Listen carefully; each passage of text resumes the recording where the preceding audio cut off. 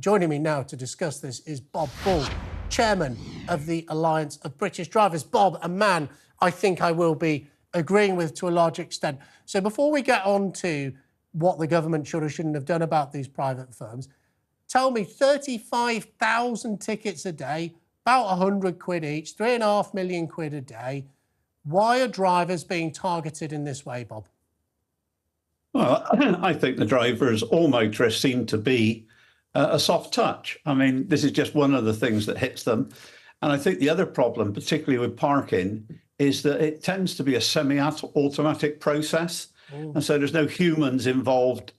There was a case, I think it was in today's paper, where a lady pulled into a car park because her husband was ill, actually pulled into a blue bay, you know, for handicapped people or whatever, had the card and everything, and still got a fine because she'd been in there for 20 minutes.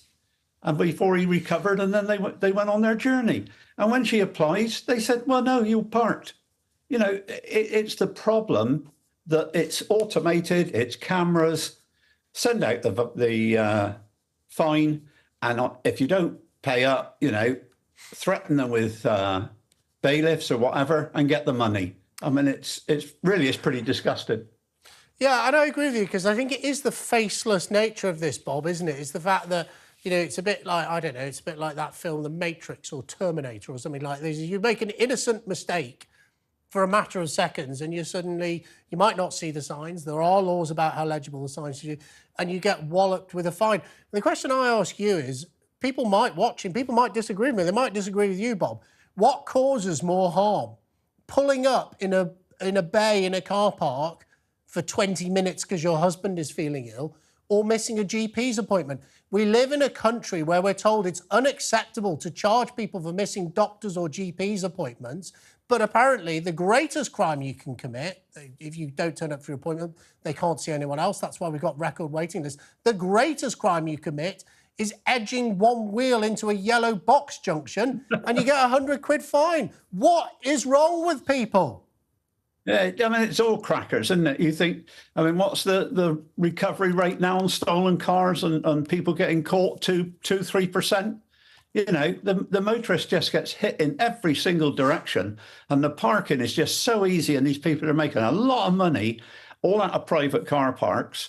I mean, the one local to me there was a car park, the machine that everybody uses went down, wasn't working, but there was another one hidden behind a building. And people were not paying. And so they said, well, we couldn't pay, it didn't work. Yes, yeah, there was another machine. Yeah, but nobody knew it was there. And so, you know, it's that type of fine, I think, that's one of the problems. And the volume is just, well, it's crackers, isn't it? 35,000 a day. I mean, it's absurd, but we got to come on. So I've got it out my system now. We've actually got to come on and talk about this story, because we learned from the RAC 35,000 a day. But they are saying that drivers have been really badly let down by the government, because the government did say it was going to come out with a new code of practice. That has been delayed. The government says it's still committed to it. But what does this mean for drivers, this delay in the code? Would this code improve the lot of the poor old driver, Bob? Well, it might. I mean, it could probably be stronger than they're suggesting. The key thing really is to be able to contact a human being, explain the circumstances, in particular, if it's a silly thing like the lady or the machine's broken or whatever. But in any case, the volume is just too high. It just seems to me 35,000 it's a day. You know, when I read this first of all, I thought they must have made a mistake. It's got to be a week or maybe even a month. But no, it's a day. I know, it's crazy. Bob, let me ask you one final question, and it's this.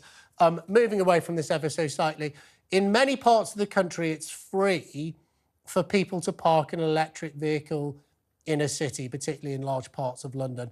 Should that continue? Is it sustainable? Should we all be charged the same? Well, no, clearly everybody should be charged the same, in the same way that you don't charge more for SUVs or more for diesels. I mean, it's ridiculous. It's coming. There is no pollution issue when they're parked anyway, so why are we fining people for choosing the car that they want to use like you use a diesel? Crackers.